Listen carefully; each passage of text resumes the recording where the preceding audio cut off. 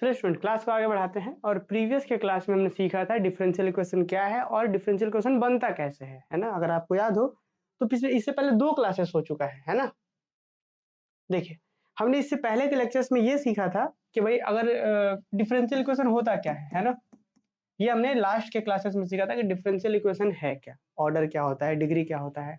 सबसे इंपॉर्टेंट हमने formation of differential equation सीख रखा था प्रीवियस के लेक्चर्स तक। आपको याद हो एक हमने जनरल सा कर्व लिया था y इक्वल टू mx, आप सबको याद होगा। इस कर्व से डिफरेंशियल इक्वेशन कैसे बन रहा था, याद है आपको? अगर आपको याद हो तो भाई इसको डिफरेंशिएट करते थे तो कुछ dy बाई dx होता था और इधर इक्वल टू m होता था, है ना। m को एलिमिनेट कर देते थे, मतलब m का वैल्यू वापस से सब्स्टिट्यूट कर देते तो y इज इक्वल टू यहाँ पे x और यहाँ पे dy बाई dx। तो मतलब अगर डिफरेंशियल इक्वेशंस की बात कर ले, ये हमने प्रीवियस क्लास में पढ़ रखा है, इसीलिए इसी के ऊपर बात कर रहे हैं ताकि हम लोग आज समझ पाए कि डिफरेंशियल इक्वेशन का सॉल्यूशन क्या होता है और कितने टाइप्स का सॉल्यूशन होता है और क्या क्या टॉपिक्स आपको पढ़ने हैं इस पूरे पेपर में। तो देखिए हमने लास्ट के क्लास में सीखा था कि अगर y इक्वल टू mx को ये कर्व है, ये आपको पता है जनरल सा कर्व है स्ट्रेट लाइन का रिप्रेजेंट करने वाला जो ओरिजिन से पास कर रहा हो, ठीक है। तो इससे क्या डिफरेंशियल इक्वेशन बन रहा था, y इसको डिफरेंशिएट कर dy by dx equal to m, उसके बाद m का वैल्यू वापस से dy बाई dx यहाँ पुट कर दिया y equal to dy by dx into x। तो this is the differential equation, है ना। तो अगर हम डायरेक्ट यहाँ से लिखना चाहे, अगर डायरेक्ट बोले कि इस कर्व से जो डिफरेंशियल इक्वेशन बन रहा है वो बन रहा था x into d y by d x is equal to y. Y obvious है, वही बात है कि y इक्वल टू ये चीज या ये चीज इक्वल टू वाई, एक सौ चाहिए इधर से गुना कीजिए चाहिए। तो ये तो ठीक है, डिफरेंशियल इक्वेशन हो गया। आपको पता है सॉल्यूशंस कैसे निकलता है? तो आप एक चीज जरा ध्यान दीजिएगा, सुनिए एकदम ध्यान से, तब जाकर पूरा डिफरेंशियल इक्वेशन के कॉन्सेप्ट को आप समझ पाएंगे और खुद से भी बहुत सारी चीज आप आइडिया लगा पाएंगे। देखिए यहाँ पे हमारा कर्व दिया हुआ था, इसको डिफरेंशिएट करके डिफरेंशियल इक्वेशन बनाए। अगर सीधा सीधा बताया तो यही ना, हम अगर हालांकि हमने एलिमिनेशन करा है, यूज करा है इस इक्वेशन का उस इक्वेशन का आपस में एलिमिनेशन करके, बट किए क्या है कि डिफरेंशिएट करके इक्वेशन बना दिए। तो आपको पता है डिफरेंशिएशन का जस्ट रिवर्स प्रोसेस क्या होता है, इंटीग्रेशन। तो अगर यहां से डिफरेंशिएट करके आए हैं तो यहां से इंटीग्रेट करके यहां नहीं चल जाएंगे। तो यही चीज पूरा अगर कम शब्दों में सीधा सीधा साधारण शब्दों में बात की जाए तो डिफरेंशियल इक्वेशन का सॉल्यूशंस क्या होता है भाई, सीधा सा इंटीग्रेट करके एक ऐसा रिलेशन लाइए जो वापस इसको सेटिस्फाई कर दे। आप देखिए ना यहाँ पे y का वैल्यू आप यहाँ पे रखिए, y का डिफरेंशिएशन यहाँ पे रखिए, देखिए दोनों आपस में बराबर हो जाएगा। आप देख लीजिए, करके देख लीजिए, सेटिस्फाई करेगा। तो अभी तक हम लोग सिर्फ इतना जान रहे हैं कि जैसे डिफरेंशिएट करके यहाँ डिफरेंशियल इक्वेशन बना रहे थे, अब इस डिफरेंशियल इक्वेशन का सॉल्यूशन क्या होगा, इस डिफरेंशियल इक्वेशन का सॉल्यूशन निकालेंगे कैसे। तो देखिए इसका सॉल्यूशन कैसे निकालेंगे इसके बारे में जरा बात कर लेते हैं पहले, फिर सॉल्यूशन होता क्या है लिखेंगे बहुत ही प्रॉपर वे में। देखिए क्या हम स्टूडेंट इसको ऐसा लिख सकते हैं जी कि इस dx को उधर भेज दीजिए, यहाँ क्या बचेगा x इंटू डी वाई बराबर y इंटू का dx, क्या कोई दिक्कत है? dx को ऊपर भेज दिए इस साइड, फाइनली इस y को नीचे ले आइए तो dy नीचे में y और इस x को उधर भेज दिए, क्या होगा dx उधर से पहले से और नीचे में चला गया x, बस रीअरेंज कर लिए, उसके बाद इंटीग्रेट कर दिए दोनों साइड। अब आपको पता है 1 बाई वाई का इंटीग्रेशन y के रिस्पेक्ट में कितना हो जाएगा, log y is equal to यहाँ 1 बाई एक्स का इंटीग्रेशन x के रिस्पेक्ट में कितना होगा, log x और आपका मन। अब इंटीग्रेटिंग कांस्टेंट आपको देना पड़ेगा, हम इंटीग्रेटिंग कांस्टेंट क्या देते हैं minus log m। Minus log m हमारे लिए इंटीग्रेटिंग कांस्टेंट है, आप चाहे तो c दे सकते हैं, log c दे सकते हैं, log a दे सकते हैं, log b दे सकते हैं, कुछ भी इंटीग्रेटिंग कांस्टेंट दे दीजिए। हमने क्या दे दिया minus log m integrating constant दे दिया। तो देखिएगा डिफरेंशियल इक्वेशन था, हमने पहले वेरिएबल को सेपरेट कर दिया कि x को x की तरफ y को y की तरफ कर दिया, उसके बाद आगे बढ़ गए। अब देखिए थोड़ा सा यहाँ पे हो गया हमारे पास log y हो गया, और आपको पता है क्या यहाँ पे एक फॉर्मूला लगता है log a माइनस बी वाला फॉर्मूला, या फिर आप देखिएगा log a माइनस बी क्या होता है जी, यहाँ पे log a ऊपर और नीचे में b, b के जगह पे m है यहाँ पे। अब क्या होगा अगले स्टेप में log और log ओमिट हो जाएगा, बचेगा क्या यहाँ पे y बराबर x बाई m बचेगा, यही ना जी। या फिर सॉरी यहाँ पे आप प्लस भी दे सकते हैं, तो अगर आप यहाँ पे प्लस देंगे कोई दिक्कत नहीं, आप प्लस दीजिए माइनस दीजिए, वो इंटीग्रेटिंग कांस्टेंट में वो अंडरस्टूड हो जाता है। तो अगर आप प्लस देंगे तो क्या होगा log a plus log b क्या होगा log a b, मतलब log x इंटू m मतलब log mx। तो फाइनली ये log ओमिट होकर y equal to mx is the solution of differential equation. अभी पहले समझिए, प्रॉपर डेफिनेशन हम लिखवाएंगे समझाएंगे भी, पर फिलहाल यहाँ पे समझिए कि x dy by d x equal to y एक हमारे पास डिफरेंशियल इक्वेशन था, इसका सॉल्यूशन हम बोल दिया भाई इंटीग्रेट करके एक रिलेशन लेकर के आ गए और इसको बोल दिया उसका सॉल्यूशन हो गया। अब लोग सॉल्यूशन कैसे हो गया, अब देखें आया कैसे है, समझ में आया आपको? आया कैसे है कि इसको इंटीग्रेशन करके एक रिलेशन ला दिए, किसके बीच रिलेशन ला दिए? तो dependent variable, independent variables, constant वगैरह बहुत चीज है इसके अंदर, ये एक रिलेशन आ गया। हम बोल रहे हैं कि this is the solution of this differential equation, ये इसका एक सॉल्यूशन है। कैसे बोल पा रहे हैं? आप चाहें तो चेक कर लीजिए यहाँ पे सॉल्यूशन। अगर मान के चला जाए स्टूडेंट, हम आप सबसे एक क्वेश्चन पूछ दे कि x प्लस 5 बराबर मान लीजिए 10 है, अगर हम बोले इस इक्वेशन का सॉल्यूशन क्या है, तो सॉल्यूशन का मतलब क्या होता है कि वेरिएबल का वैसा वैल्यू जो बोथ साइड्स को इक्वल करा दे। मतलब यहाँ वेरिएबल x है तो x का ऐसा वैल्यू जो दोनों तरफ को इक्वल कर दे। तो यहाँ पे सॉल्यूशन कितना हो जाएगा? x इक्वल टू 5, 5 पुट करके देखिए, 5 प्लस 5 बराबर 10, 10 10 बराबर हो जाएगा। तो किसी भी इक्वेशन का सॉल्यूशन का मतलब क्या समझते हैं हम लोग? सॉल्यूशन का मतलब हम लोग समझते हैं कि वेरिएबल का वैसा वैल्यू जो बोथ साइड्स को इक्वल करा दे। अगर मान लीजिए कहीं पे ऐसा रहता है कि x minus x plus 7 equal to minus 11, तब यहाँ पे सॉल्यूशन क्या होता? आप निकाल के देखिए यहाँ पे क्या आएगा। यहाँ पे जब जाएगा तो फाइनली इसको आप उधर भेजिएगा तो -11, तो क्या होगा? माइनस का 18, यहाँ पे होगा -18, इसका सॉल्यूशन है। उसी तरीके से किसी भी डिफरेंशियल इक्वेशन का सॉल्यूशन क्या होगा कि वेरिएबल्स के बीच रिलेशन, ऐसा रिलेशन कि जिसको हम यहाँ सब्स्टिट्यूट कर दे तो आपस में दोनों साइड बराबर हो जाए। सब्स्टिट्यूट करके देखिए यहाँ पे, तो यहाँ पे क्या सब्स्टिट्यूट करना है हमको? तो यहाँ पे सब्स्टिट्यूट करना है इसका डिफरेंशिएशन। नॉर्मली सिर्फ y सब्स्टिट्यूट नहीं कर देना है, y का डिफरेंशिएशन सब्स्टिट्यूट करना है इसके रिस्पेक्ट में। तो इसका डिफरेंशिएशन करिए तो जी क्या होगा? y का डिफरेंशिएशन जब आप यहाँ पे dy बाई dx निकालिएगा तो कितना आएगा? सिर्फ और सिर्फ कितना आएगा यहाँ पे? m dy बाई dx क्या आएगा? m और यहाँ पे x, ठीक है। तो यहाँ पे कितना आएगा? y इक्वल टू mx है ना। तो जहां जहां पे y है वहां वहां पे इसका वैल्यू पुट कर दीजिए। तो y कहाँ पे? यहाँ पे mx है, y की जगह पे mx हम पुट कर दिए। यहाँ पे डिफरेंशिएशन पुट करें तो डिफरेंशिएशन सिर्फ m आ रहा है ना जी, यहाँ पे डिफरेंशिएशन सिर्फ m आ रहा है और ये x पहले से है, तो mx बराबर हुआ mx, x m बराबर mx, बात वही है ना। समझ पा रहे हैं? डिफरेंशियल इक्वेशन का मतलब वेरिएबल्स के बीच एक ऐसा रिलेशन जो डिफरेंशियल इक्वेशन के लेफ्ट साइड और राइट साइड को इक्वल कर दे, सेटिस्फाई कर दे। आप देख लीजिए जैसे y इक्वल टू mx हमने कहा था, तो y इक्वल टू जहां जहां है वहां वहां mx पुट करके देखिए, यहाँ पे mx डिफरेंस x के रिस्पेक्ट में, तो यहाँ पे कितना आएगा डिफरेंस की? तो m आ गया, m यहाँ x, तो x इंटू m बराबर mx, दोनों तरफ बराबर कर दिया ना। तो हम बोल सकते हैं कि दिस इज द सॉल्यूशन। तो डिफरेंशियल इक्वेशन का सॉल्यूशन क्या होता है? वेरिएबल्स के बीच ऐसा रिलेशन जो डिफरेंशियल इक्वेशन के दोनों साइड्स को बराबर कर दे। क्या कोई दिक्कत है? एक बार कमेंट करके मुझे बताइए। और आया कैसे था जी कि जो डिफरेंशियल इक्वेशन था उसको वेरिएबल को सेपरेट कर दिए, इंटीग्रेट कर दिए, फिर सॉल्यूशन निकाल के ले आए। और देखिए यार ध्यान से, ये कुछ और नहीं, y इक्वल टू mx कुछ और नहीं था, जिससे बना था वही उसका, यही सब सॉल्यूशन है इसका। तो इसीलिए हम लोग समझ रहे थे हम लोग। तो अब आप थोड़ा सा आइडिया लगाओ कि सॉल्यूशन होता क्या है, डिफरेंशियल इक्वेशन का सॉल्यूशन होता क्या है। चलिए यहाँ पे एक बार देख करके मुझे बताइए क्या यहाँ तक कोई दिक्कत है? एक बार चलिए हम कमेंट देख लेते हैं। क्लियर है, वेरी गुड। तो ये था भाई डिफरेंशियल इक्वेशन का सॉल्यूशन। एक बार फिर से सुनिएगा, सॉल्यूशन क्या होता है? तो एक ऐसा रिलेशन जो डिफरेंशियल इक्वेशन में सब्स्टिट्यूट किया जाए, दोनों साइड्स को बराबर कर दे। देखिए यहाँ पे पूरा y सब्स्टिट्यूट करना था, कर दिया, y का जो वैल्यू था। यहाँ पे y का डिफरेंशिएशन करके सब्स्टिट्यूट करना था तो कर दिए। यहाँ पे तो देखिएगा सेटिस्फाई कर रहा है both side, it means this is the solution of the differential equation. अच्छा एक बात आप सुनिए, अब आप यहाँ पे बोल सकते हैं कि सर इंटीग्रेटिंग कांस्टेंट जो हम अलग दिए थे यहाँ पे, आप हो सकता है कि आपका इंटीग्रेटिंग कांस्टेंट आप बोलते हैं log m, नहीं हम log a देना चाहते हैं।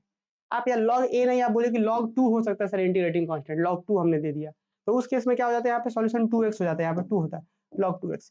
क्या ये एक सॉल्यूशन नहीं है? अभी भी सब्स्टिट्यूट करके देखिए, यहाँ पे 2x यहाँ पे करिएगा तो 2, अभी भी सॉल्यूशन है। हम यहाँ पे अगर m लेके चल रहे थे, जनरल लेके चल रहे थे, यहाँ पे जो सॉल्यूशन आया था y इक्वल टू mx, वो जनरल सॉल्यूशन था, कांस्टेंट में कोई पर्टिकुलर वैल्यू असाइन नहीं किए थे। लेकिन अगर हम आप ऐसा करें कि कोई पर्टिकुलर वैल्यू असाइन करके ले आ रहे हैं y equal to 2x, this is also the solution of this differential equation. ये भी सॉल्यूशन, अभी भी आप दोनों तरफ पुट करके देखिए, ये भी एक सॉल्यूशन है। तो हम क्या कहेंगे? This is the particular solution. ये भी सॉल्यूशन है, पर ये पर्टिकुलर सॉल्यूशन है कि हाँ ये सिर्फ फिक्स हो गया कि हाँ ये सॉल्यूशन है, पर्टिकुलर हम जो कांस्टेंट का वैल्यू असाइन कर दिए पर्टिकुलर। इससे पहले जो आया था y equal to mx, this is general solution, this is general solution. तो सॉल्यूशन दो तरीके के होते हैं, एक जनरल सॉल्यूशन, एक होता है पर्टिकुलर सॉल्यूशन। आइए ये सारी चीज़ों को हम लोग बहुत प्रेम से पहले डेफिनेशन लिखते हैं, उसके बाद एक एग्जाम्पल करेंगे, फिर बहुत सारे टॉपिक्स की भाई क्या क्या पढ़ना है इस पूरे क्रम में हमें। हेडिंग बनाइए सॉल्यूशन ऑफ डिफरेंशियल इक्वेशन, इसका जरूरत नहीं है, डायरेक्ट लिखते हैं हम लोग ऐसे।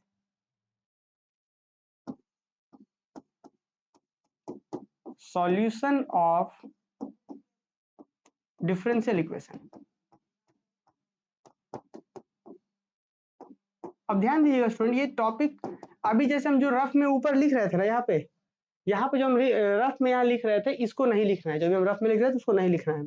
सॉल्यूशन ऑफ डिफरेंशियल इक्वेशन हम हालांकि सारा ही चीज लिखवाएंगे, तो उसको कोई खास जरूरत नहीं है लिखने का।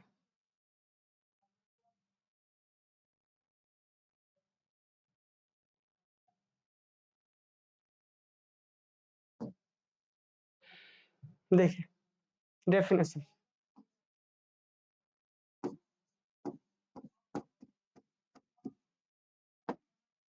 अभी तक हमने क्या समझा था, अगर आपको याद हो फिर से हम एक बार थोड़ा सा आपके लिए यहाँ पे समझा दे कि हमारे पास एक डिफरेंशियल इक्वेशन था x into d y by d x, हमारे पास एक डिफरेंशियल इक्वेशन था, this is equal to y. इसको हम ऐसे भी लिख सकते हैं या फिर ऐसे भी तो लिख सकते हैं कि x into d y by d x minus का वाई, वाई को उधर भेजिए, this is equal to 0।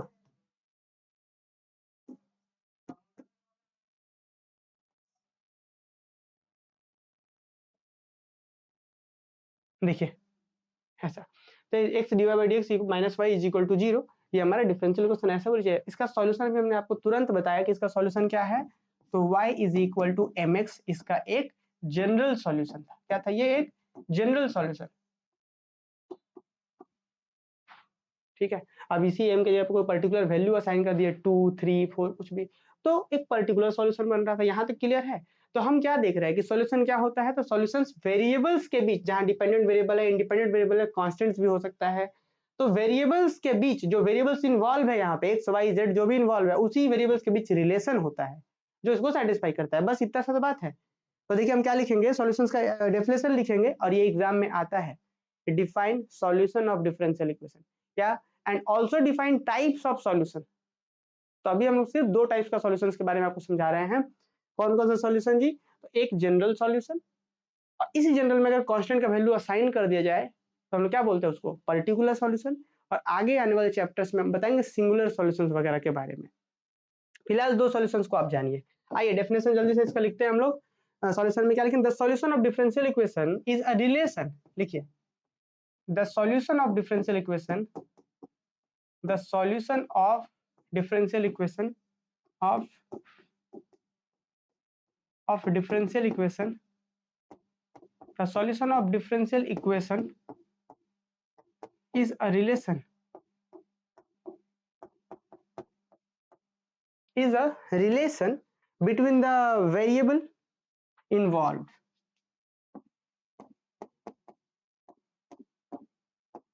between the variable involved, between the variable involved। आप समझ ही पा रहे होंगे, the solution of differential equation is a relation, किसके बीच relation, between the variable involve, जो वेरिएबल इन्वॉल्व है उसी के बीच का एक रिलेशन ही सॉल्यूशन कहलाता है। और क्या, सिर्फ ये नहीं और भी होना चाहिए कि जो रिलेशन है वो सेटिस्फाई भी तो करना चाहिए, इन्वॉल्व है ना, which satisfy the differential equation, which satisfies the differential equation, which satisfy the differential equation, जल्दी से लिखिए, which satisfy the differential equation. इसके बाद और लिखिए such a relation and the derivative, ये जो ऐसे ये जो रिलेशंस होते हैं, जो सॉल्यूशन कहलाने वाले होते हैं, वो डिफरेंशियल इक्वेशन के लेफ्ट और राइट साइड को आइडेंटिकली कर देते हैं, मतलब इक्वल कर देते हैं। सच अ रिलेशन, ऐसे जो रिलेशन होते हैं, है ना, such such a relation, such a relation, such a relation and the derivative obtained, such a relation and derivatives obtained, derivatives obtained, therefore when obtained, therefore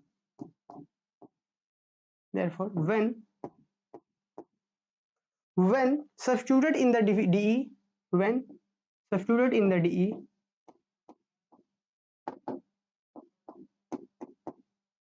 and substituted in the differential equation, पहले लिख लेते हैं फिर हम लोग समझते हैं फिर आएंगे आगे। देखिए obtain therefore when substituted in the differential equation makes left hand and right hand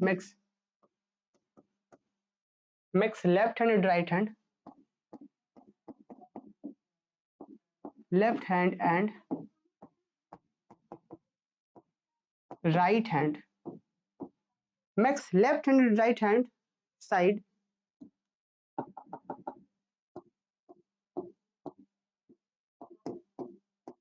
right hand side identically equal।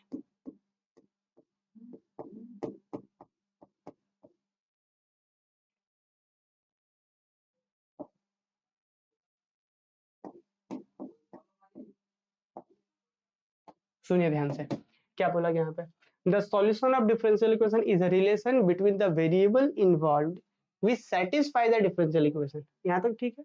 अच्छा, सच अ रिलेशन कि ऐसे जो रिलेशंस होते हैं एंड डेरिवेटिव ऑब्टेन्ड देयरफॉर, मतलब कि ऐसे ऐसे जो रिलेशंस होते हैं और जो डेरिवेटिव वहां पे बनते हैं ये क्या करते हैं when substituted in the differential equation, ये सब जो सब्स्टिट्यूट किया जाता है डिफरेंशियल इक्वेशन के अंदर तो फाइनली क्या होता है in the differential equation makes left hand and right hand side identically equal, कि दोनों लेफ्ट और राइट साइड को क्या करते हैं आइडेंटिकली इक्वल कर देते हैं। तो इस तरीके के डिफरेंशियल इक्वेशंस होते हैं। अब यहाँ पे हम लोग क्या करते हैं एक एग्जांपल करते हैं और हालांकि यहाँ पे जो मेन डेफिनेशन है वो यहीं तक है, यहाँ तक कि differential the solution of differential equation is a relation between the variable involve which satisfy the differential equation. बस आई एग्जाम्पल के लिए हम एक यहाँ पे लेके चलते हैं कि लेट अस कंसीडर एग्जाम्पल। देखिए आगे क्या है, late us consider the differential equation. अभी जो हम आपको यहाँ पे समझा रहे थे इसी को लेके चलते हैं ताकि हम बहुत अच्छे से कॉपी में भी हम लोग नोट कर पाए, सिर्फ यहाँ ही नहीं कॉपी में भी नोट हो ये बातें। ठीक है कि let us consider the differential equation, let us consider the differential equation. कौन सा डिफरेंशियल इक्वेशन जी, तो x into d y by d x which is equal to y, this is relation number 1। ये हमारा डिफरेंशियल इक्वेशन हमने consider कर लिया। ठीक है, अब इसके सॉल्यूशंस के बारे में आप सबको पता है सॉल्यूशन कैसे निकलता है, तो सीधा सीधा अगर हम चाहे तो दिस इंप्लाई दैट क्या लिख दीजिएगा, ये dx इधर और ये x नीचे, तो क्या होगा यहाँ पे dy बाई वाई, देखिए dy और ये y नीचे आ गया तो dy by y equal to ये dx ऊपर गया और उसके नीचे ये x आ गया, तो ये और इसी में इंटीग्रेट कर देते इसी स्टेप में। अब हम लोग तो थोड़ा सा एडवांस करेंगे, मतलब चीजों को सॉर्ट करेंगे, है ना। चलिए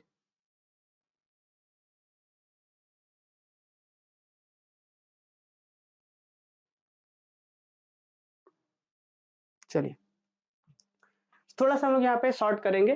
तो अब आपको बहुत सुंदर से पता है कि इसका मतलब क्या होता है, 1 बाई वाई का इंटीग्रेशन यहाँ पे हो गया हमारा log y is equal to इसका इंटीग्रेशन 1 बाई x का इंटीग्रेशन log x हो गया, और फिर एक इंटीग्रेटिंग कांस्टेंट हम प्लस दे करके log m दे सकते हैं। क्या दे सकते हैं कि log m या log c कुछ भी दे सकते हैं। आपको यहाँ पे मेंशन करना होगा कि वेयर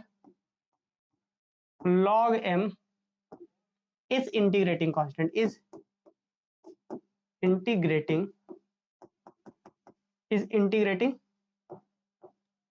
कांस्टेंट। ठीक है, log m जो हमारा वो क्या है इंटीग्रेटिंग कांस्टेंट है। अब दिस इंप्लाई दैट क्या, यहाँ पे देखिए यहाँ पे हमारा log y is equal to यहाँ पे क्या हो गया log m x। भाई log a plus log b क्या होता है log a इंटू b, तो log a इंटू b तो log x इंटू m, मतलब xm लिखिए चाहे mx लिखिए एक ही बात है। हम क्या लिख दिए यहाँ पे, दिस इंप्लाई दैट कि y इज इक्वल टू हमारा mx हो गया, y equal to mx, log और log ओमिट हो गया, बचा क्या हमारे पास y इक्वल टू mx। तो हम बोल सकते हैं कि ये हमारा डिफरेंशियल इक्वेशन हो गया, इसको इंटीग्रेट करके ही ना हम ये रिलेशन लेकर के आए हैं, तो हम बोलेंगे कि हमारी ये सॉल्यूशन डिफरेंशियल इक्वेशन हो गया और ये क्या हो गया सॉल्यूशन। तो बोलेंगे कि दिस, इसका रिलेशन नंबर नाम 2 दीजिए, इज द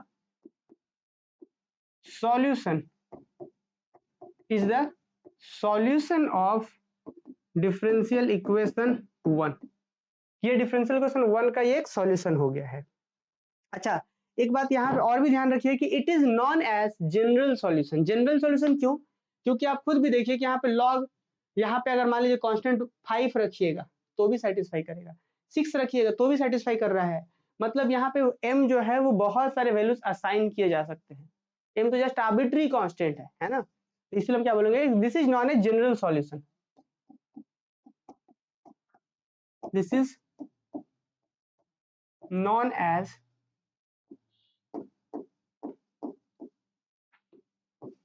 जनरल सॉल्यूशन। क्या है ये, एक जनरल सॉल्यूशन है। अब आप चाहें तो यहाँ पे चेक भी कर सकते हैं कि इसको सेटिस्फाई कर रहा है कि नहीं कर रहा है। ठीक है, अब यहाँ पे देखना है तो आप देखिए यहाँ पे चेक, हम ये चेक कर लेते हैं कि हमारे डिफरेंशियल इक्वेशन को सेटिस्फाई कर रहा है कि नहीं कर रहा है। देखिए this is known as general solution, कि भाई कैसे जनरल सॉल्यूशन, अब ये कैसे हम ये सेटिस्फाई कर रहा है कि नहीं कर रहा। तो देखिए यहाँ पे ध्यान से, हम सबसे पहले क्या कि पुट, आप सबसे पहले क्या करेंगे, वी हैव, हमारे पास क्या है जी, we have y is equal to m x है।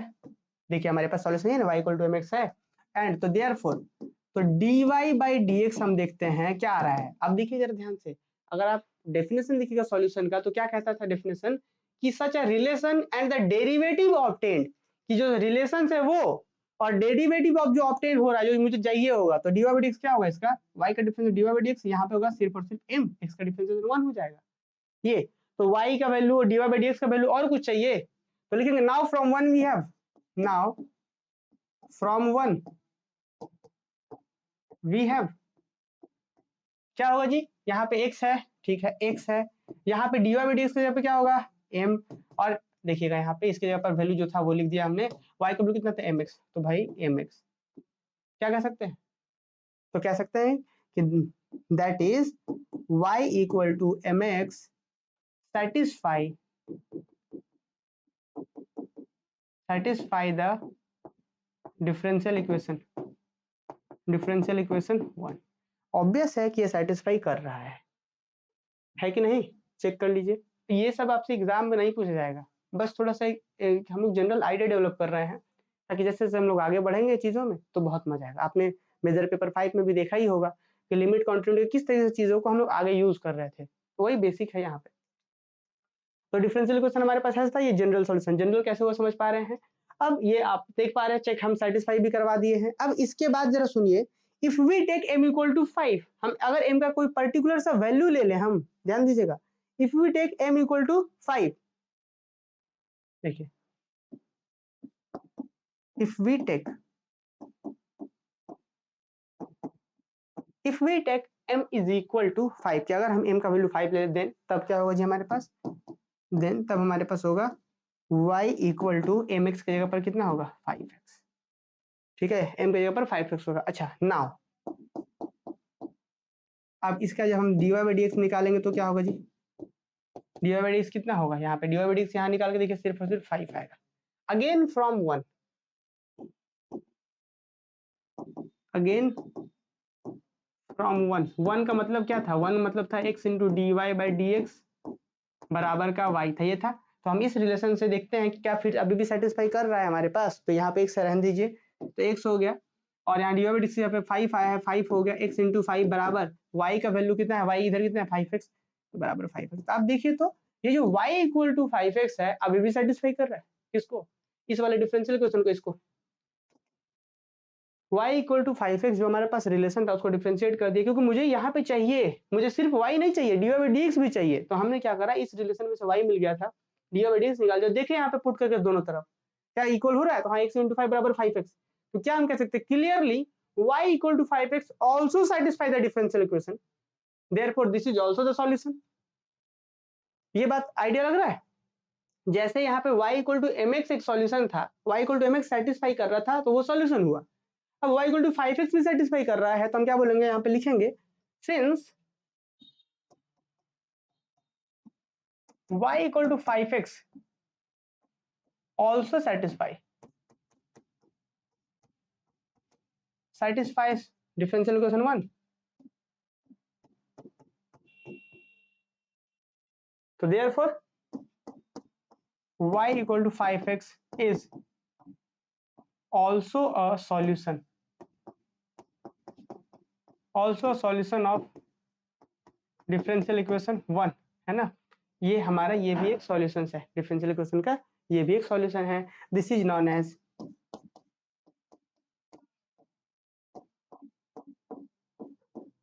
दिस इज नॉन एज इसको क्या किस नाम से जानते हैं? Particular solution.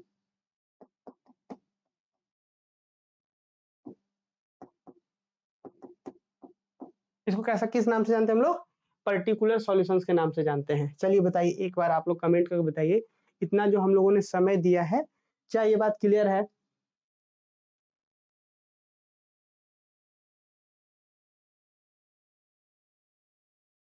बताइए जल्दी से, क्या यहाँ पे क्लियर है? सॉल्यूशंस का मतलब समझ में आया? सॉल्यूशन अभी तक हम लोग दो टाइप के सॉल्यूशन जान रहे थे, एक क्या जो जनरल सॉल्यूशन, एक होता है पर्टिकुलर सॉल्यूशन। कमेंट करके मुझे बताइए, क्या डिफरेंशियल क्वेश्चन का सॉल्यूशंस के बारे में समझ गए? बताइए जल्दी से, उसके बाद हम लोग आगे बढ़ते हैं।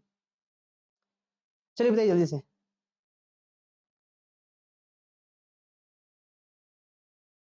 देख लेते एक बार कमेंट। हाँ क्लियर है, वेरी गुड शिवम, चलिए बहुत सुंदर, ठीक है।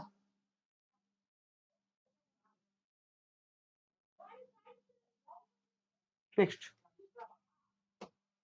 अब भाई अब जो जानते हैं आप लोग, वेरी वेरी इंपॉर्टेंट, अभी तो जो हमने सीखा है उसका थोड़ा सा डेफिनेशन लिख लेते हैं जी। अभी तक जो हमने जनरल और पर्टिकुलर सॉल्यूशंस लिखा है, छोटे छोटे दो दो लाइन का डेफिनेशन है, लिख लेते हैं।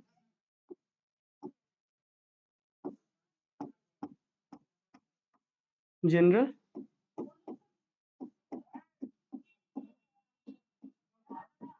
जनरल सॉल्यूशन, जनरल सॉल्यूशन क्या होता है अभी हमने सीखा। और जनरल सॉल्यूशन में क्या कहेंगे, सीधा सीधा कि जितने ऑर्डर का डिफरेंशियल इक्वेशन उतना ही और उतना ही नंबर ऑफ कांस्टेंट होता है। देख लीजिएगा डिफरेंशियल इक्वेशन कितना ऑर्डर का था यहाँ पे, डिफरेंशियल इक्वेशन आपका एक ऑर्डर का था, एक बार डेरिवेटिव इन्वॉल्व था। इसका सॉल्यूशन में क्या है? वो कांस्टेंट, एक कांस्टेंट, लेकिन यहाँ पे जो कांस्टेंट है वो आर्बिट्ररी कांस्टेंट होने चाहिए, है ना? कि जितना ऑर्डर का डिफरेंशियल इक्वेशन उतना आर्बिट्ररी कांस्टेंट। एक होती है आर्बिट्ररी, आर्बिट्ररी का मतलब समझ रहे हैं? आर्बिट्ररी का मतलब फिक्स नहीं। जैसे हम अगर आपसे कह दें, आप सबसे मेरा एक सवाल हो कि ये जो 5 लिख रहे हैं, अगर हम पूछे कि ये कांस्टेंट है कि नहीं, तो आप बोलेंगे हाँ बिल्कुल कांस्टेंट है, हाँ कांस्टेंट तो है, ऑब्वियस है कांस्टेंट है। लेकिन अगर हम आपसे पूछ दे कि क्या ये आर्बिट्ररी कांस्टेंट है, कमेंट करके मुझे बताइए आप लोग, यस और नो। यहाँ पे जो लिखा गया 5, क्या ये एक आर्बिट्ररी कांस्टेंट है? बताइए तो आप लोग जल्दी से कमेंट करके बताइए तो, क्या ये एक आर्बिट्ररी कांस्टेंट है? चलिए बताइए जल्दी से, क्या ये एक आर्बिट्ररी कांस्टेंट है? बताइए जल्दी से तो, क्या ये आर्बिट्ररी कांस्टेंट है? बताइए सब लोग। यस, सब लोग कह रहे हैं यस, कुछ लोग कह रहे हैं नो। जिनका जवाब नो आ रहा है बहुत सही, जिनका यस आ रहा है गड़बड़ बात है भाई। ये आर्बिट्ररी कांस्टेंट कहाँ से है? ये तो एक पर्टिकुलर कांस्टेंट है। हाँ 5 है तो बस 5 ही है, लेकिन अगर हम बोल देते ए, तब बोलते हैं आर्बिट्ररी कांस्टेंट, क्योंकि ए कितना है? 1 है, 2 है, 3 है, 5 है, नहीं पता ना आपको। बट 5 क्या, हाँ यही आर्बिट्ररी पर्टिकुलर कांस्टेंट्स हो गया, वो आर्बिट्ररी कांस्टेंट नहीं। तो बात ये भी समझ रहे हैं। तो अब देखिए जनरल सॉल्यूशन क्या होता है, हमने जो समझा है उसी को हम लोग आगे बढ़ाते हैं। देखिए जनरल सॉल्यूशन क्या बोलेंगे कि अगर सॉल्यूशंस में जितना ऑर्डर का डिफरेंशियल उतना ही आर्बिट्ररी कांस्टेंट्स हो, तब हम बोलेंगे वो सॉल्यूशंस जनरल सॉल्यूशन है। और पर्टिकुलर सॉल्यूशन क्या, कि अगर जनरल सॉल्यूशन में हम वैल्यू पुट कर दे रहे हैं तो उसको पर्टिकुलर सॉल्यूशन बोलते हैं। तो देखिए जरा डेफिनेशन लिखते हैं हम लोग। जनरल सॉल्यूशन लिखिए, the solution which contain a number of arbitrary independent constant, the solution in which the solution in which the solution in which contain in which it contain a number of in which it contain a number of arbitrary RB in which contain a number of arbitrary independent constant, arbitrary देख लीजिए, arbitrary independent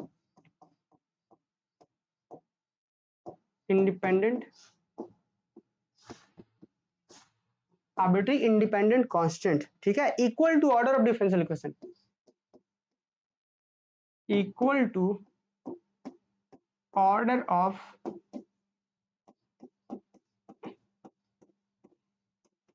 equal to order of differential equation। जल्दी से note down करिए, एक example भी हम आपको समझाते हैं। Is called general solution, is called general solution, is called general solution. ध्यान दीजिएगा, बहुत से केसेस में यही चीज जाकर के पर्टिकुलर सॉरी इसको कंप्लीट सॉल्यूशन भी बोलते हैं। अभी तो जनरल सॉल्यूशन हम सीख रहे हैं कि जनरल सॉल्यूशन इसको बोलते हैं, पर आगे चल करके बहुत जगह पर इसी को हम लोग कंप्लीट सॉल्यूशन भी कहेंगे। ठीक है, यही आपका कंप्लीट सॉल्यूशन। आप खुद भी सोच सकते हैं कि जनरल मतलब क्या, कि जो सबको बता रहा हो, और पर्टिकुलर मतलब सिर्फ खास। तो जनरल सॉल्यूशन ही ना कंप्लीट सॉल्यूशन होगा, यही ना कंप्लीट होगा, तो इसको हम लोग कंप्लीट सॉल्यूशन भी कहते हैं। ठीक है, तो फिलहाल अभी जनरल सॉल्यूशन ध्यान रखिए, एक एग्जांपल लिख लीजिए। लिखेंगे यहाँ पे कि let us consider let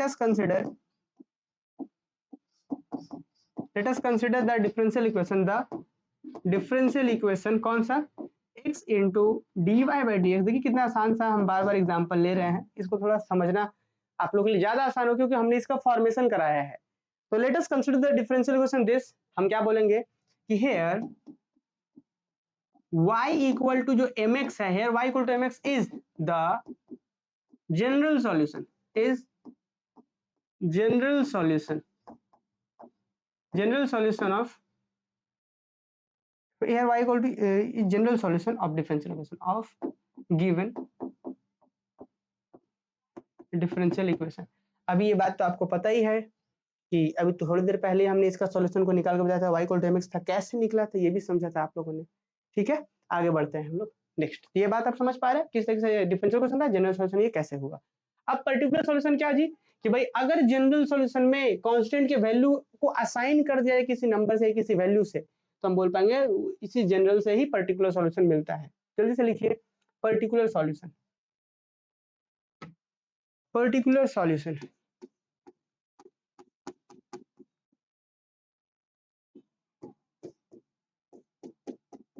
particular solution क्या होता है, देखिएगा पर्टिकुलर सॉल्यूशन क्या कहेंगे, the solution obtain from general solution, the solution obtained from the solution obtained from the solution obtained from the general solution, from the general solution। मतलब समझ रहे हैं, वैसा सॉल्यूशन जो जनरल सॉल्यूशन से ही ऑब्टेन होता हो। कैसे ऑब्टेन होता हो, बस कांस्टेंट की जगह पे कुछ वैल्यू असाइन करके। The solution obtain from the general solution, है ना, general solution by assigning the, या बाय सब्स्टिट्यूटिंग, या बाय असाइनिंग लिखिए, या बाय असाइनिंग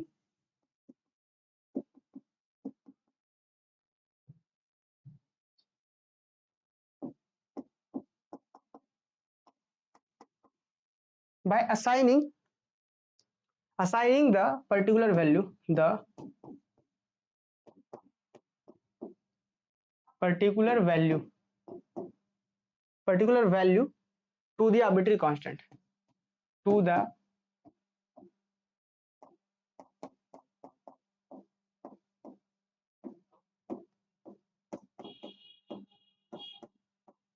arbitrary constant। ठीक है, is called particular solution, is called particular solution, is called particular solution। Example फिर से लिख दीजिएगा भाई, क्या नंबर 1 एग्जाम्पल क्या था कि let us consider differential equation, let us consider differential equation. कौन सा differential equation, x into d y by d x is equal to y. ठीक है, here y is equal to 2x, by 2x लिखिए, 5x लिखिए, या 7, हम m के जगह कोई पर्टिकुलर वैल्यू असाइन कर दे रहे हैं। आपको चेक करना है तो चेक कर दीजिए, ये वाला देखिए सॉल्यूशन है कि नहीं। तो here y equal to 2x is a particular solution,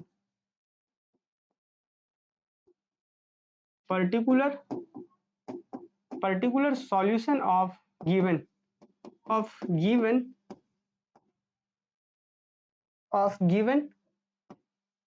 differential equation. कि गिवन डिफरेंशियल इक्वेशन का क्या है, ये एक y इक्वल टू 2x, एक पर्टिकुलर सॉल्यूशन है। यहाँ तक कोई दिक्कत है बताइए जल्दी से, क्या यहाँ तक क्लियर है सबको?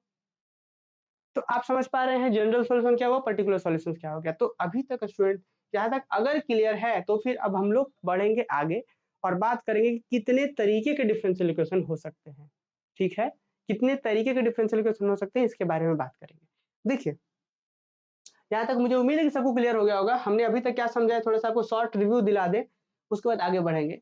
तो अभी तक हमने सिर्फ इतना समझा है, शुरुआत के क्लासेस से बात करें लेक्चर नंबर 1 से, तो हमने डिफरेंशियल इक्वेशन क्या होता है हमने ये समझा, ऑर्डर डिग्री क्या होता है ये हमने समझा, फिर डिफरेंशियल इक्वेशन बनता कैसे है ये हमने समझ लिया, डिफरेंशियल इक्वेशन का सॉल्यूशन क्या होता है, कितने तरीके के सॉल्यूशंस होते हैं। ठीक है, ये सब समझा हमने। अब कैसे कैसे डिफरेंशियल इक्वेशन हो सकते हैं, तो ये सारा बात डिपेंड करता है ऑर्डर और डिग्री के ऊपर, ऑर्डर डिग्री के ऊपर। ठीक है, अगर हम आपसे कह दें कि फर्स्ट ऑर्डर का डिफरेंशियल इक्वेशन, तो आपके दिमाग में क्या आ रहा होगा कि अच्छा जी जैसा भी डिफरेंशियल इक्वेशन होगा उसके पास सिर्फ और सिर्फ एक ही ऑर्डर का डिफरेंशिएशन डेरिवेटिव होगा, dy/dx जैसा भी उसका स्क्वायर पावर हो अलग बात है। पर अगर हम बोल देते हैं आपसे कि फर्स्ट ऑर्डर का डिफरेंशिएशन, सॉरी फर्स्ट ऑर्डर का डिफरेंशियल इक्वेशन, तो आप बिल्कुल समझ पा रहे होंगे कि हाँ जो भी डिफरेंशियल इक्वेशन होगा उसके अंदर dy/dx ही होगा, सिर्फ और कुछ नहीं होगा।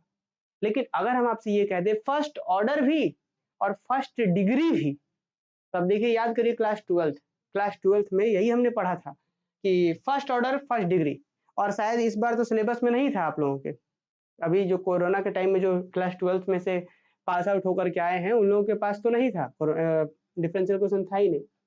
तो उन लोगों के लिए भी एक अच्छा अपॉर्चुनिटी है कि डिफरेंशियल क्वेश्चन फिर से पढ़ लेंगे हम लोग। जो लोग पढ़ चुके हैं उन लोग के लिए तो ठीक है, जो नहीं पढ़े हैं उनको एकदम बेसिक से बता रहे हैं हम लोग। तो डिफरेंशियल क्वेश्चन को हम कैटेगराइज कर सकते हैं कि हाँ जी फर्स्ट ऑर्डर और साथ साथ क्या first order and first degree, आगे बात करेंगे। अब ये हम सबसे पहला टॉपिक हमारा यही होता है डिफरेंशियल इक्वेशन में, कि ऐसा डिफरेंशियल इक्वेशन जिसमें ऑर्डर भी फर्स्ट हो और डिग्री भी फर्स्ट हो। तो आपको बहुत सुंदर से पता है कि ऐसे ऐसे डिफरेंशियल इक्वेशन का जनरल फॉर्म क्या होगा पता है, कि कुछ भी हो dy/dx तो रहेगा ही रहेगा, और जो भी होगा इसका पावर 1 ही रहेगा, 1 से अधिक नहीं होगा। क्यों? क्योंकि मुझे ऑर्डर फर्स्ट बोलना है, तो फर्स्ट ऑर्डर में तो श्योर है कि dy/dx ही रहेगा, dy/dx नहीं आ सकता, फर्स्ट ऑर्डर ही रहेगा ये। ठीक है, अच्छा और फर्स्ट डिग्री मतलब इसका पावर भी 1 रहेगा। अब इसके बाद जो भी फंक्शन ऑफ एक्स वाई हो, इधर कुछ गुना हो इधर कुछ गुना हो, उससे मतलब ही नहीं है, पर जो भी होगा dy/dx का पावर 1, और यहाँ पे हो सकता है फंक्शन ऑफ एक्स हो कुछ वाई भी हो सकता है। तो यही होता है फर्स्ट ऑर्डर फर्स्ट डिग्री। इसके बाद आगे चल करके पढ़ेंगे first order but not first degree, एक से अधिक डिग्री हो जाएगा यहाँ पावर 2 पावर 3। फिर उसके बाद आगे चल करके पढ़ेंगे सेकेंड ऑर्डर, है ना। तो और भी बहुत सारी चीजें, पर हमारा सबसे पहला टॉपिक ये है, हम लोग एकदम धीरे धीरे धीरे धीरे चलेंगे। हम लोग का सबसे पहला टॉपिक है first order first degree differential equation. इसको हम लोग बहुत प्रेम से समझते हैं, और यहाँ पे ध्यान ये भी रखना है, आपको पता है जब आप एग्जाम में बैठेंगे तो जो आपके पास क्वेश्चन होगा ना, वहां पर तुरंत आपको देख करके पता लगाना होगा अच्छा ये किस चैप्टर का क्वेश्चन है। तो इसीलिए बहुत प्रेम से ये सब समझना है कि हम लोग फर्स्ट ऑर्डर फर्स्ट डिग्री को इतने अच्छे से समझ जाए कि यहाँ से कोई भी क्वेश्चन है तो तुरंत हम आइडेंटिफाई कर पाए कि अच्छा ये इस चैप्टर का है, यहाँ से यहाँ इस चैप्टर तुरंत हम भेज पाए। ठीक है, जैसे कि ये वाला जैसे ऐसा नहीं होता, जैसे मान लीजिए कि हम लोग धनबाद में रहते हैं, ठीक है, तो धनबाद में रहते हैं तो अगर हम बैंक मोड़ चले जाए तो बैंक मोड़ का हमको हर एक गली पता है ना। हमको कहीं पे आप बाइक से उतार दीजिए, गाड़ी से उतार दीजिए, कहीं पे भी कितना भी अंदर, हम वापस आ जाएंगे वहीं पे, क्योंकि हमको पता है, हमको पता है ये गली कहाँ जाता है, ये गली कहाँ जाता है, सारा चीज ही पता है। लेकिन यही चीज जिनको अनुभव ही नहीं, एक्सपीरियंस ही नहीं है, उनको अगर ले जाकर उतारे तो वो एक्सपीरियंस वाला बनना है हम लोगों को, कि हम लोग इतना बहुत अच्छे तरीके से इसको ऐसा समझ ले कि कोई भी डिफरेंशियल इक्वेशन दे हम तुरंत ही डिस्टिंग्विश कर पाए, डिफरेंस पता कर पाए कि ये कौन से चैप्टर का है कहाँ का है। तब बाकी बनाना कोई बहुत बड़ी बात नहीं है। ठीक है, पहचानना सबसे बड़ा बात है। तो हमारा पहला टॉपिक होता है स्टूडेंट सॉल्यूशन के बाद कि डिफरेंशियल इक्वेशन में first order first degree differential equation, यही हमारा पहला चैप्टर भी है पढ़ना। देखिए यही है ना पढ़ने के लिए। ठीक है, तो सबसे पहले लिखेंगे, लिखिए first order first degree differential equation, first order and first degree differential equation. ठीक है, ये हम इसको कर दिए यहाँ पे, देखिए यहाँ पे, ठीक है हमारा ये। अच्छा, अब सबसे पहले बात आता है जनरल फॉर्म का।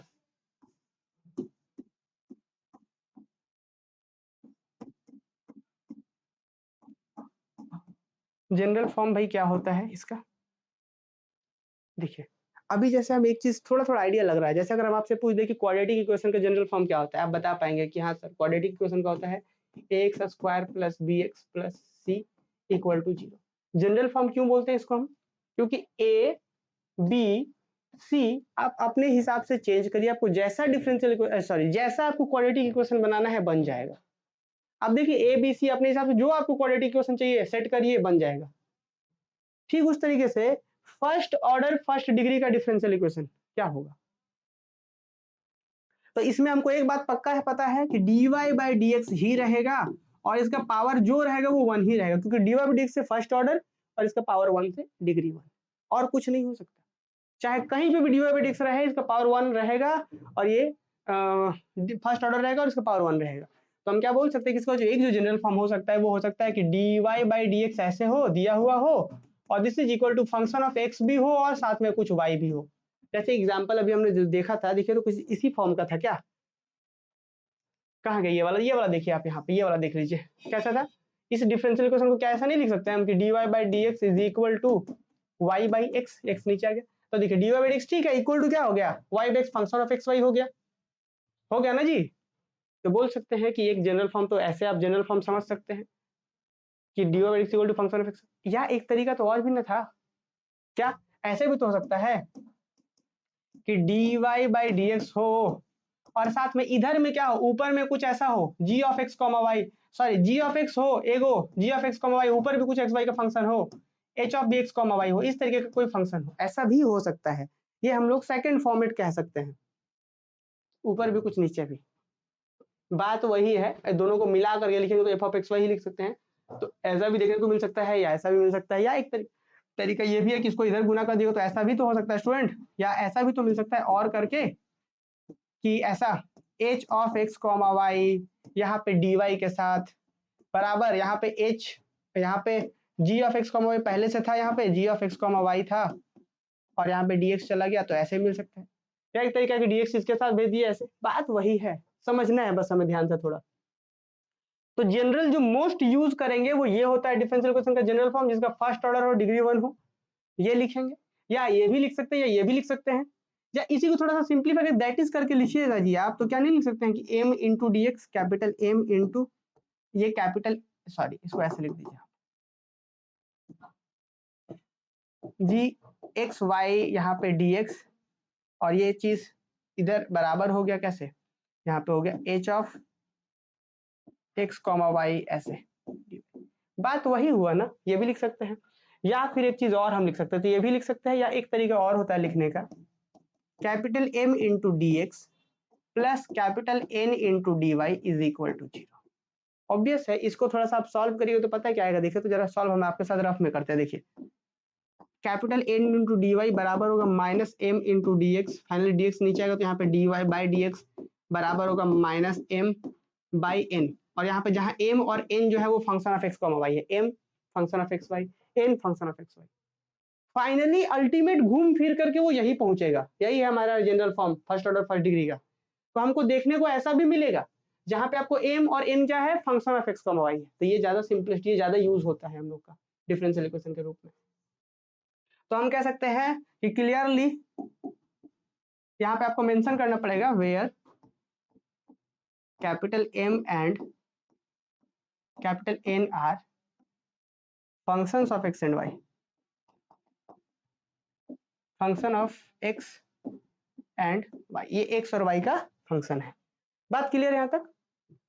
तो ये मिल सकता है जनरल फॉर्म, ज्यादातर हम इसी का उपयोग करेंगे, ज्यादा फिर इसका भी कर सकते हैं, तो हम थोड़ा सा इसको स्पेशल दे देते हैं कि ये हम ज्यादा यूज करेंगे कि this is the first order first degree differential equation का जनरल फॉर्म। अब जरा आते हैं इसके बाद आगे, थोड़ा सा और आगे बढ़ते हैं, तो हम लिख सकते हैं कि ये m d x plus n d y जो हमारा फर्स्ट ऑर्डर फर्स्ट डिग्री का डिफरेंशियल इक्वेशन का जनरल फॉर्म है, जहाँ पे एम क्या है function of x comma y, n क्या है function of x comma y, घुमा फिर सॉल्व करेगा यही आएगा। अब आपको पता है ऐसे डिफरेंशियल क्वेश्चन को सॉल्व करने के टोटल कितने मेथड्स हैं? तो 5-6 मेथड्स है कुल, सब मिलाकर के 5-6 गो मेथड्स है। इन मेथड्स को आइए एक एक करके पहले एक बार हम अरेंज ढंग से लिख लेते हैं, फिर एक एक क्लास में एक एक मेथड्स को डील करते जाएंगे हम लोग। लिखिए जल्दी से।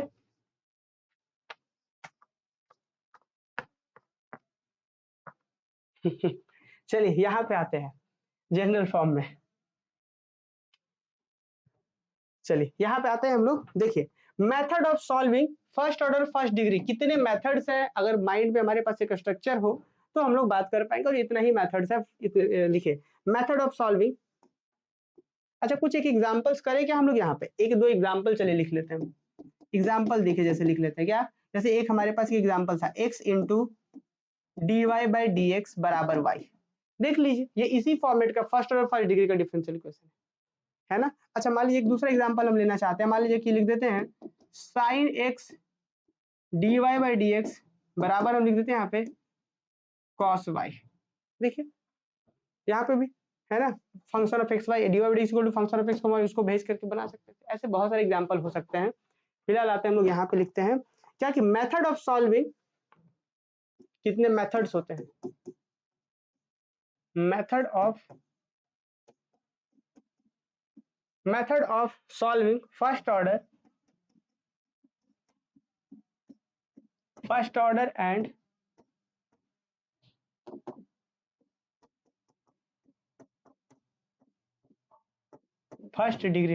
And first degree differential equation.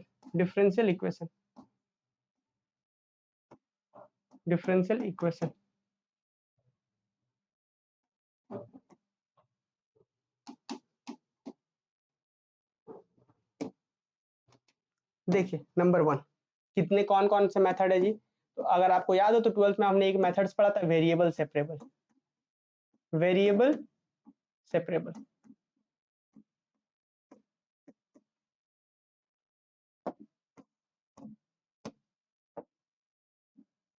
Separable method. Number 2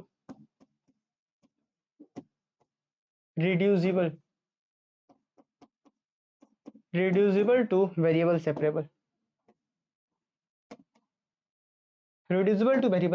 third number लिखिए।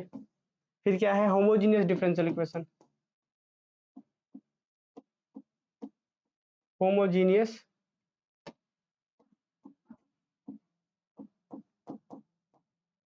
Differential equation. नंबर 4 क्या होगा?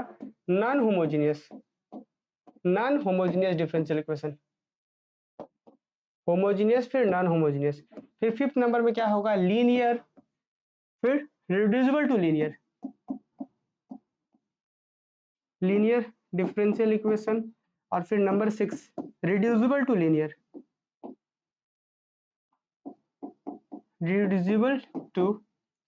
Linear differential equation. और नंबर 7 क्या होगा? नंबर 7 एग्जैक्ट डिफरेंशियल इक्वेशन, और नंबर 8 रिड्यूसिबल टू। देखिए नंबर 7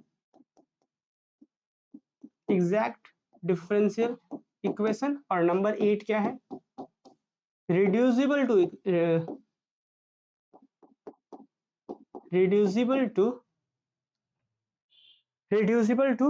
एग्जैक्ट डिफरेंशियल इक्वेशन। अब ध्यान दीजिएगा यहाँ पे टोटल यही 7-8 मेथड्स हैं, तो यही टोटल 8 से 10 क्लास होगा इस एक चैप्टर में। अब इसके बाद से 8-10 क्लासेस होगा। अब ध्यान से सुनिएगा, एक बार फिर से समझना है कि हमने क्या क्या सीखा है जी। अभी तक हमने सिर्फ सीखा है कि फर्स्ट ऑर्डर फर्स्ट डिग्री, जिसका ऑर्डर भी फर्स्ट डिग्री भी फर्स्ट, मतलब सीधा d y by d x equal to function of x y होगा, या ऐसा या ऐसा या ऐसा। कुछ एग्जांपल्स हमने दिखे। अब इस टाइप के डिफरेंशियल इक्वेशन को सॉल्व करने का मतलब क्या होता है कि वापस से एक ऐसा रिलेशन लाना। डिफरेंशियल इक्वेशन को सॉल्व करने का मतलब है कि एक ऐसा रिलेशन लेकर के आना जो सेटिस्फाई करता हो हमारे डिफरेंशियल इक्वेशन को, सॉल्यूशन कहला जाएगा। क्या क्या मेथड्स है? तो पहला वेरिएबल सेपरेबल, दूसरा रिड्यूसिबल टू वेरिएबल सेपरेबल। पहला वेरिएबल सेपरेबल का मतलब होता है कि वेरिएबल को सेपरेट कर देखिए, एक्स वाले को डीएक्स के तरफ, वाई वाले को इसके तरफ, तो सीधा सा इंटीग्रेट करके आंसर ले आ दीजिए। उसके बाद अगर नहीं आ रहा तो कुछ substitution, reducible two variable separable, कि रिड्यूस कर सकते हैं क्या, कुछ सब्स्टिट्यूट वगैरह करके रिड्यूस कर सकते हैं क्या, ये। फिर थर्ड होमोजीनियस, फिर नॉन होमोजीनियस, फिर लीनियर, फिर रिड्यूसिबल टू लीनियर, फिर एग्जैक्ट, फिर रिड्यूसिबल टू एग्जैक्ट। तो एक एक क्लास का सारा हमारा टॉपिक है, और यहाँ से 10-12 क्लासेस लेंगे इस चैप्टर में। और ये कहने के लिए एक चैप्टर है, इसमें बहुत सारे आपके यूनिट के टॉपिक कवर होंगे, ठीक है। तो इतने सारे चैप्टर्स जरूर हैं, टॉपिक्स हैं, बस चैप्टर नहीं कह सकते, चैप्टर फर्स्ट चैप्टर में ही होगा। तो इसके बाद से 10-12 क्लासेस और लेंगे। तो कल से अब हम लोग पहला टॉपिक शुरू करेंगे, वेरिएबल सेपरेबल मेथड्स। आज अभी कोई डाउट है तो अभी कमेंट करके पूछिए, बाकी बीच में अभी हम नहीं शुरू करना चाह रहे हैं, ताकि एक एक टॉपिक सेपरेट रहेगा। लेक्चर के साथ साथ हम वेरिएबल सेपरेबल मेथड्स वगैरह नाम भी लिखते रहेंगे। कमेंट करके बताइए, यहाँ तो कोई दिक्कत है तो बताइए, बाकी मिलेंगे कल हम लोग इस टॉपिक को शुरू करेंगे, वेरिएबल सेपरेबल को।